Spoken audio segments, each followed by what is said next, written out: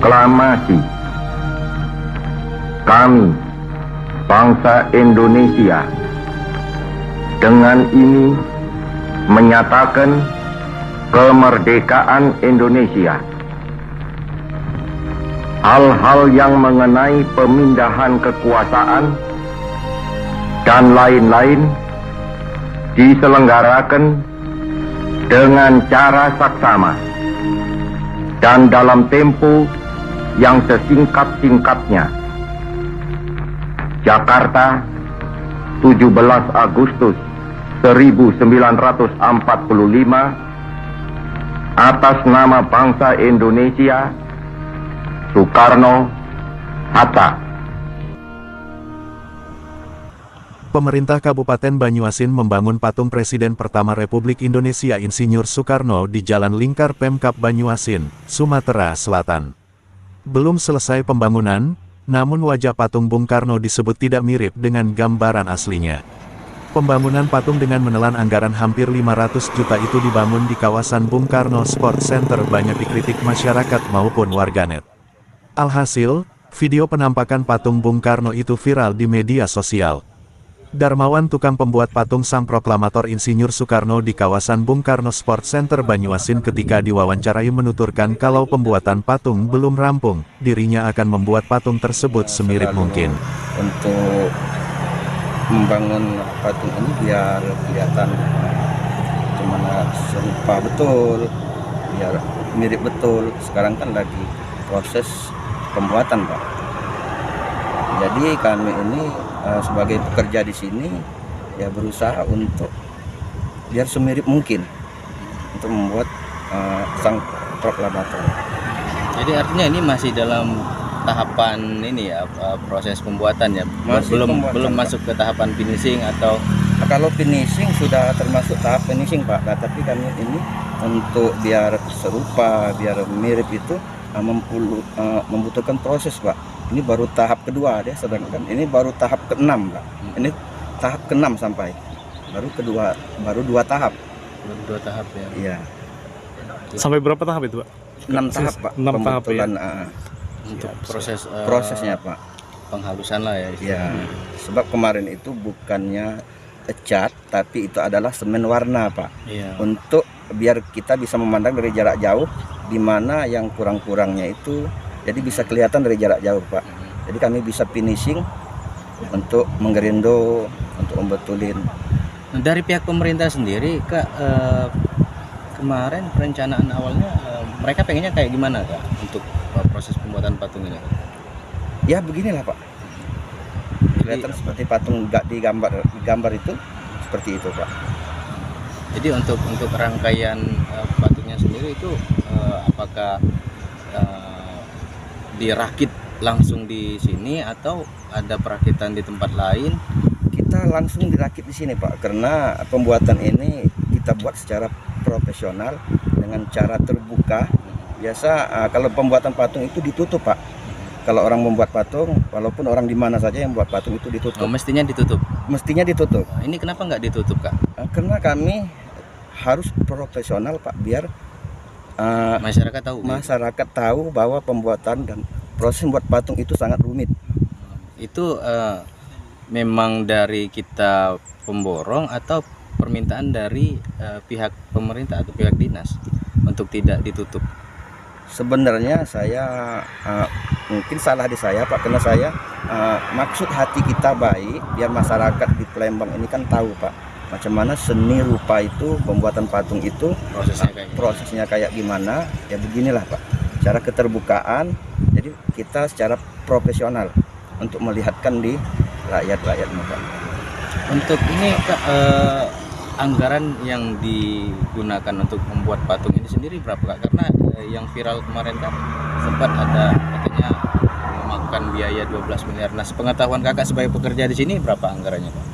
Kalau untuk kita anggaran di sini, Pak, kami hanya mengambil upah bukan karya. Enggak, maksudnya patung ini, untuk membuat patung ini anggaran dari pemerintah berapa disiapkan? Sekitar setengah enggak salah 409, ada catatan di dinding itu, Pak. Hampir setengah miliar ya. Iya. Baik, untuk ukuran tinggi dan besaran patung berapa tuh? Tinggi tingginya sekitar tinggi 6 meter lebih itu, Pak. Dari pondasi atau patung sendiri? Dari patung, dari kaki, Pak. Oh gitu Dari ya. lantai. Siap. Target selesai mungkin Pak? 3 bulan, Pak. 3 bulan, akhirnya di bulan apa, Oktober? Ya sekitar 2 bulan lagi, Pak. Ini baru 1 bulan nih. Oh, ini baru jalan 1 bulan. Ya, pekerjaan. Untuk pengawasannya sendiri gimana Kak? Ini dari pihak dinas atau dari pihak pemborongnya? Kalau untuk pihak dinas ya selalu datang, Pak. Walaupun dia tidak mampir, tapi dia lewat sambil ngawas. Terkait hal itu Indo Sapri tokoh Banyuasin meminta dinas terkait bertanggung jawab jika memang hasil akhirnya nanti tidak mirip. Dirinya mendesak pihak ketiga kontraktor dalam hal ini CV Ataki diberikan sanksi blacklist. Tanggapannya terkait beberapa pemberitaan terakhir yang sedang viral ini kan tentang patung Insinyur Soekarno ini? Ya. Kalau menurut kami dari pandangan tokoh masyarakat Banyuasin sekaligus memang kami penggiat ya kontrol sosial berkaitan masalah viralnya patung tersebut, menurut hemat kami ini sangat disayangkan. Satu yang paling pertama tentu berkaitan dengan secara langsung ini pihak ketiga.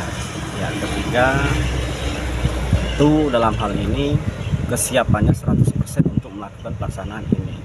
Dan karena kesannya seperti ini bahwa apa yang dibuat sekarang ini kita lihat ini memang banyak perbedaan, tetapi di sini kita klarifikasi secara langsung untuk yang melakukan pembuatan dari pihak tenaga ahlinya secara langsung karena beranggapan bahwa ini kan belum selesai. Jadi ada tahapan yang harus diselesaikan lagi. Ini baru tahap 60% katanya. Artinya di sini ada tahapan penyelesaian itu 40% lagi. Tetapi pada dasarnya dengan viralnya ini tentu ini menjadi perhatian kita bersama dan ini sudah menjadi konsumsi publik, kan? Meminta kepada kepala dinas yang berwenang selaku pemimpin dinas tersebut untuk segera melakukan evaluasi terhadap pihak ketiga. Kenapa harus dievaluasi? Karena di sini kita lihat secara langsung bahwa artinya betul-betul belum siap untuk mengambil proyek tersebut. Dan juga kami meminta kepada dinas untuk proaktif melakukan pengawasan di lapangan. Siapapun itu, mulai dari PPK, PPTK-nya dan juga pengawasnya. Artinya di sini bahwa kita kaitkan juga dengan tim teknis. Ini kan teknis perencanaan betul-betul harus pas. Karena sejarah sudah mencatat yang dibuatkan patung ini tentu ini bagian dari tokoh proklamator, ya kan? Presiden yang pertama itu Bapak Insinyur Soekarno. Sangat kita sayangkan ketika nanti selesainya itu jauh dari perbedaan. Karena kita lihat bisa kita lihat secara langsung. Jadi postur tubuh yang biasa-biasa kita lihat itu patung-patung Bung Karno yang sudah selesai dibuat di beberapa provinsi, di beberapa kabupaten itu pernah kita lihat. Tapi di sini memang sangat kita sayangkan. Tetapi sekali lagi bahwa ini tetap ini menjadi perhatian kita bersama. Kita menginginkan bahwa patung tersebut betul-betul kemiripan 100% menuju ke tokoh proklamator yaitu Bapak Insinyur Soekarno. Dan tetap dalam hal ini sekali lagi kita ulas bahwa minta pertanggungjawaban terhadap pimpinan dinas PU untuk secara langsung membentuk tim, ya, membentuk tim khusus membahas persoalan ini. Bagaimana untuk kelanjutannya, ya? Kalau perlu kita tegaskan, kalau perlu ke depan, kalaupun terjadi memang tidak ada kesesuaian apa yang kita harapkan secara bersama-sama terkait masalah patung Bung Karno tersebut, ya suka tidak suka kita memohon dan kita meminta backlist perusahaan yang melaksanakan kegiatan patung ini. Mungkin itu dari pandangan kami dan pendapat kami.